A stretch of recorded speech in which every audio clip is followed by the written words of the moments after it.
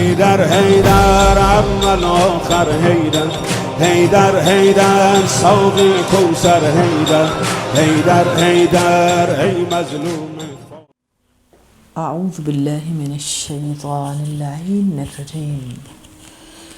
بسم الله الرحمن الرحيم.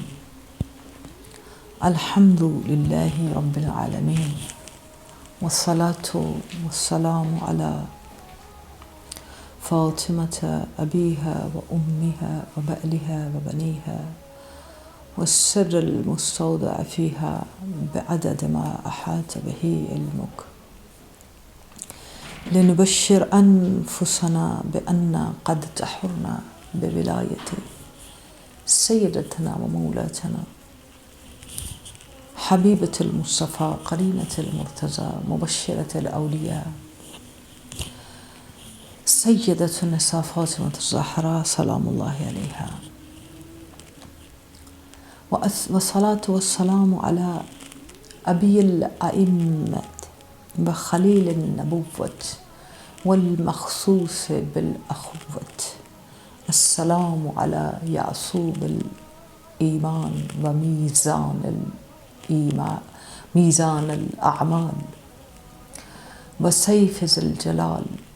السلام على صالح المؤمنين ووارث علم النبيين الحاكم في يوم الدين، السلام على شجرة التقوى، السلام على حجة الله البالغة ونعمته السابغة ونقمته الدامغة، السلام على صراط البازح والنجم اللائح والإمام الناصح ورحمة الله وبركاته. الحمد لله الذي جعلنا من المتمسكين بولاية علي بن أبي طالب علیہ الصلاۃ والسلام. پروردگار عالم کی بارگاہ میں اور معصوم علیہ السلام کی بارگاہ، خصوصاً وقت کے امام کی بارگاہ میں آج کے اس پردرد نوحے کے ساتھ اس صیحہ جبرائیل علیہ السلام جو زمین و آسمان پہ صدا گونجی اور زجہ ملائکہ نے فریاد کی، آج کے اس یوم ضربت پہ جتنے بھی عاشقان محمد و آل محمد ہیں ان کی خدمت میں تعزیت اور تسلیت پیش کرتے ہوں، خصوصاً اپنے وقت کے امام کی بارگاہ میں دل و جان روحیں فدا ہوں آپ پر یا صاحب الزمان. انشاءاللہ وہ دن آئے گا جب وارث ازا کے سامنے مجلس ہوگی، جب خود وارث ازا مصیبت امام المتقین کو پڑھیں گے، اور خدا بند متعال ان رمضان المبارک کی گھڑیوں میں توفیق دے، ہمارے نصیب میں کرے کہ ہماری آنکھیں اور ہمارے کان اس فریاد کو، اس مصائب کو دہن مبارک صاحب الزمان سے سنیں، اور ہم ان عزاداروں میں شامل ہوں جو مصائب آل محمد سے ہمیشہ اپنی آنکھوں کو تر اور اپنے دلوں کو غمگین رکھتے ہیں. بحث ہم اول روز سے اس مختصر سے وقت میں جو میرا فرض ہے ایک طالب علم کی حیثیت سے کہ جو چیزیں ہمارے پاس موجود ہیں اور جن چیزوں کا جس عقیدے کا ہم دعویٰ کرتے ہیں اس میں کنیکشن جو ہے اس کو فائنڈ کریں، اور اس کنیکشن کے ساتھ اپنے دل کے کنیکشن کو فائنڈ کریں، کیونکہ قرآن اور ائمہ علیہم السلام کی جتنی بھی تعلیمات ہیں ان سب میں جس کو مخاطب کیا گیا ہے، جس کے اوپر کام کرنے کی بات کی گئی ہے، جس کی شفا کی بات کی گئی ہے، جس کی مرض کی بات کی گئی ہے، جس کے حسن کی بات کی گئی ہے، جس کے معیار کی بات کی گئی ہے، وہ قلب انسان ہے. انسان کے دل کے اوپر ساری باتیں ہیں. مرض فی قلوبہم بھی اسی طرح ہے، غشاوۃ علی قلوبہم بھی اسی طرح ہے. تو جب دل انسان کا قلب ہی وہ منزل ہے، وہ ڈیسٹینیشن ہے، وہ حرم ہے، وہ کعبہ ہے، وہ عرش الرحمن ہے۔ تو اب جو قرآن کی گفتگو ہے، مثلا رمضان الکریم کی واجبیت میں روزوں کے ساتھ اپنے وجود کے کنیکشن کو تشنگی اور پیاس سے اس سوچ کی طرف جانا ہے، ان فیلنگز کی طرف جانا ہے جو ہمیں حق شناسی اور بندگی رب کا اصلی معنی سمجھا دیں۔ مقصد یہ ہے۔ اور اس سے بھی اگلے مرحلے میں مثلا 3 باتیں ہم نے کہا کہ رمضان الکریم کے لمحے سلیکٹڈ ہیں، یعنی هذا شہر رمضان فضلتہ وعرفتہ وشرفتہ علی الشہور۔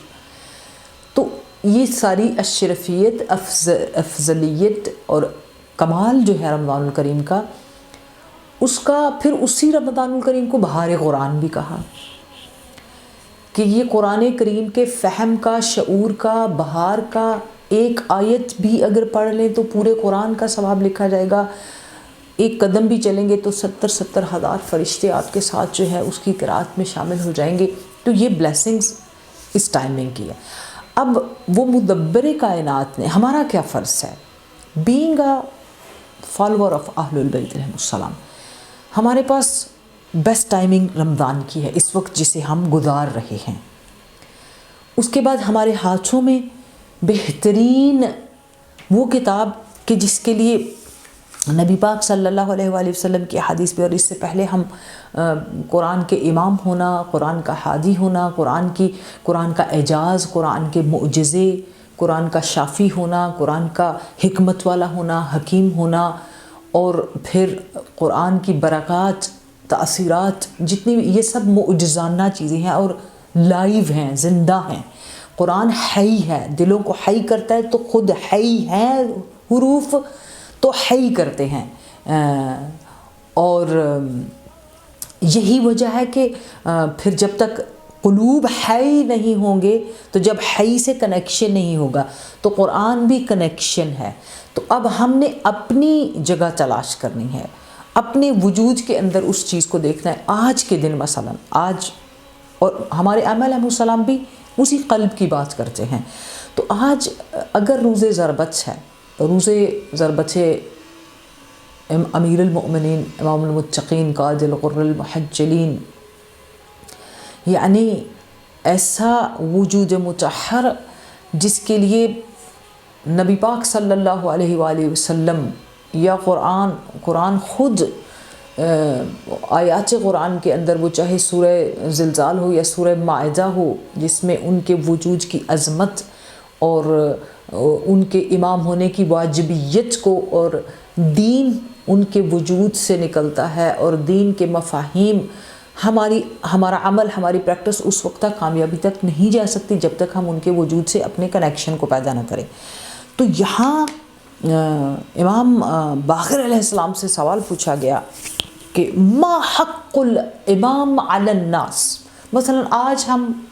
جس دن میں ہیں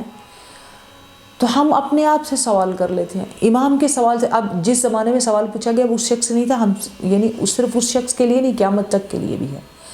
تو آج روز ضربت ہے تو ہم سوچیں کہ ما حق الامام علی الناس، مردوں پر امام کا حق کیا ہے؟ تو امام علیہ السلام نے جواب دیا، حقہ علیہم ان یسمعوا لہ ویطیعوہ۔ امام کا حق لوگوں پر یہ ہے کہ وہ سخن امام کو، امام کے حکم کو، امام کے سخن کو، امام کی گفتگو کو، امام کے فرمان کو سنیں، اور پھر ان کے حکم پر اس میں اطاعت کے اندر جائیں۔ تو آج بیسٹ ٹائمنگز ہے، میں اور آپ بیٹھ کر سوچیں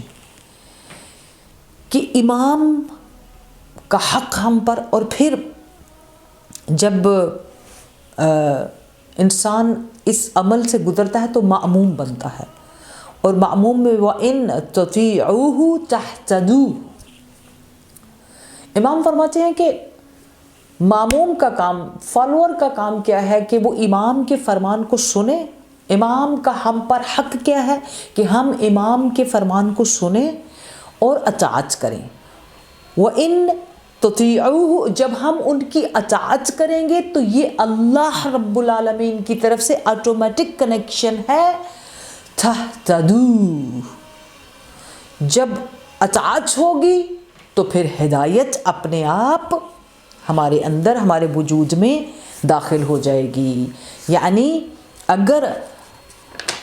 مشروط ہے اطاعت کریں گے تو ہدایت پائیں گے، اور اگر اطاعت ہی ہمارے اندر معنی پیدا نہیں کر سکتی، محقق نہیں ہوئی، اور اس کے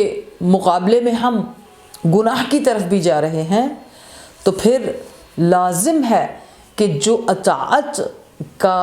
سٹینڈرڈ امام کی طرف سے مقرر ہوا ہے وہ معرفت کے ساتھ، کہ مَمَّ أَتَى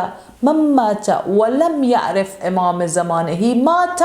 مِيتَةً جَاهِلِيَّةً۔ یہاں صرف قرآن کی بات نہیں ہے کہ اگر صرف قرآن پڑھتے رہیں گے لیکن معرفت نہیں ہوگی تو اس قرآن کا پڑھنا، اس پر عمل نہیں ہوگا تو ہمیں کبھی بھی کامیابی اور بہشت کی طرف نہیں لے کے جائے گا، کبھی بھی۔ اور جب اسی طرح اگر امام کی علیہ السلام کی معرفت نہیں ہے، اور پھر اس معرفت کے نہ ہوتے ہوئے ہم زبان سے جتنا مرضی کہہ دیں، زیبائی کو تو سارے پسند کرتے ہیں، حسن کو سارے پسند کرتے ہیں، امام مظہر صفات کبریا ہیں، اس سے سب کو محبت ہے، اس پہ سب اش کرتے ہیں، اس پر سب مرحبا کہتے ہیں، اس سے سب لطف اندوز ہوتے ہیں، لیکن مظہر صفات کبریا کو اپنا امام ماننا، اور پھر اس امام ماننے کے ساتھ جب یہ بات کہی جاتی ہے، خود امام فرماتے ہیں، امام علی علیہ السلام کا خطبہ نورانیہ میں جو آپ کی حدیث ہے جس میں آپ کہتے ہیں فَمَنْ أَقَامَ وِلَایَتِي فَقَدْ أَقَامَ الصَّلَاةَ۔ اللہ اکبر، جس نے میری ولایت پہ اقامہ کیا اس نے گویا نماز کو قائم کیا۔ تو اقامہ صلاۃ مشروط بے اقامہ ولایت ہے۔ اب اقامہ ولایت کیا ہے؟ رود دربت میں وہ کنیکشن جس کی ہم بات کر رہے ہیں، we need to find that and we need to absorb it in our hearts and feelings and we need to practice it towards امام۔ اور معرفت کیسے آتی ہے؟ وہی تطیعوہ وتہتدوا، جب ہم اطاعت کریں گے تو ہدایت ملے گی۔ اب اور اگر بغیر معرفت کی ہوگی تو اس کا پھر کوئی فائدہ نہیں۔ جب ہم زبان سے کہتے رہیں گے واہ ہمارے امام مظہر صفات کبریا ہیں، ہمارے امام جو ہیں کل انبیاء کے ناصر ہیں، ہمارے امام وصی پیغمبر ہیں، جان نشین پیغمبر ہیں، ہمارے امام کے لیے جو ہے نا پورا قرآن مدحت فرما رہا ہے، مطلب بہت ساری باتیں، بہت سارے واقعات کو جب ہم اپنی آنکھوں سے دیکھتے ہیں، پڑھتے ہیں، سنتے ہیں، تو یہاں بات ختم نہیں ہوتی۔ آج کے دن کہا کیا گیا ہے فمن اقام ولایتی، اور پھر آگے مولا نے یہ بھی کہا ہے وَإِقَامَةُ وِلَایَتِي صَعْبٌ وَمُسْتَصْعَبٌ، یعنی یہ بڑا سخت ہے، امتحان سے گزرنا پڑتا ہے، اپنے آپ کو مارنا پڑتا ہے، اپنے آپ کی میں کو ختم کرنا پڑتا ہے، بہت ساری چیزوں سے گزرنا پڑتا ہے۔ اور اس میں وہ چیز کون سی ہے کہ امام مظہر صفات کبریا ہے، تو کسی ایک صفت امام کو ہمارے اندر ہم کیسے ریفلیکٹ کرتے ہیں، ہم کس طرح اس صفت امام کو، تو جب تک امام جس کو معموم مانتا ہے، جسے ہم امام مانتے ہیں بالفرض آج کے دن میں اگر ہم ولایت امام علیہ السلام کا دعویٰ کرتے ہیں تو اس ولایت میں مظہر نور کبریا، مظہر صفات کبریا، عین اللہ الناظرہ، ید اللہ الباسطہ، اذنہ الواعیہ، جب ہم یہ ساری خوبصورتیاں سمجھتے ہیں تو اس کا عرفان کیسے ہوگا کہ جب ہم ان صفات کو اپنے اندر، کسی ایک امام کی صفت کو اپنے اندر معنی پیدا کریں، تو یہ اقامہ ولایت ہوگا. اور پھر امام کیا فرماتے ہیں؟ لا یحتملہ الا ملک مقرب او نبی مرسل او مؤمن امتحن اللہ قلبہ للایمان. بہت بڑا درجہ ہے. کہتے ہیں کہ یہ صعب و مستصعب، یہ ایسا مرحلہ ہے، یہ ایسی آزمائش ہے، یہ ایسا مطلب اقامہ ولایت کا ایسا مرحلہ ہے جس میں کوئی حامل نہیں ہو سکتا. حامل کرنے کے لیے ابیلٹی چاہیے، استعداد چاہیے، ظرف چاہیے، قلب چاہیے. تو اس رمضان المبارک میں کیا یہ جو آخری عشرے کے آخری دوسرے عشرے کے آخری دنوں میں ہم ہیں، آخری یوم میں ہیں اور روز ضربت ہے، اور اس حامل نہیں ہو سکتا اس اقامہ ولایت مگر یہ کہ مقرب ملائکہ یا نبی یا مرسل یا پھر وہ مومن جس کے قلب کا امتحان لیا جا چکا ہو. اللہ اکبر. اب امتحان اللہ قلبہ للایمان، جب تک یہ نہیں ہوگا جب تک انسان کے اندر وہ استعداد، وہ کیپیسٹی نہیں آ سکتی. اب یہاں میرے اور آپ کے لیے اگزامپل کیا ہو سکتی ہے کہ ہم امام کا ہم پر حق ہے کہ ہم ان کی بات کو سنیں اور اس پر عمل کریں. آج کے دن ہم نے اپنے عمل میں، اپنی زندگی میں کتنے احکام یا کتنی صفات اپنے مولا امیر المؤمنین علی علیہ السلام کی جو ہیں ان کو معنی دینے کی کوشش کی ہے عملاً. بڑا اچھا لگتا ہے عفو و درگزر سننا، بڑا اچھا لگتا ہے، لیکن جب وہی عفو و درگزر معنی پیدا کرنے کی بات آئے ہمارے وجود کے اندر، ائمہ علیہ السلام نے تو دشمنوں کو مدد کر کے، پناہ دے کے، شربت پلا کے، بھوکوں کو کھانا کھلا کے، طوفانوں میں پناہ دے کے، ہر جگہ پہ بتا دیا کہ امام کا مقام کتنا بلند ہے اور امام کس طرح کوئی بھی پناہ لینے آئے تو اس کی کس طرح مدد کرتے ہیں. اور اب اگر اس کی کھل کر مثال آج کے دن کے حوالے سے میں اگر دینا چاہوں معرفت امام کے حوالے سے، تو وہ معرفت امام، یہ اس سوچ پر چھوڑ کر اس پروگرام میں آپ کو جاتی ہوں کہ جناب میثم چمار بھی کوفہ میں رہتے تھے اور ابن ملجم ملعون بھی اسی کوفہ میں رہتا تھا. آئیے دیکھیں کہ شاگردی میں امام علی سے قرآن سیکھ کر بھی ابن ملجم ملعون رہا اور میثم چمار شہادت کے درجے پر. یہ وہ جملہ ہے جہاں پر معرفت امام معنی پیدا کرے تو میثم چمار بنتے ہیں. والسلام حیدر حیدر عم الآخر حیدر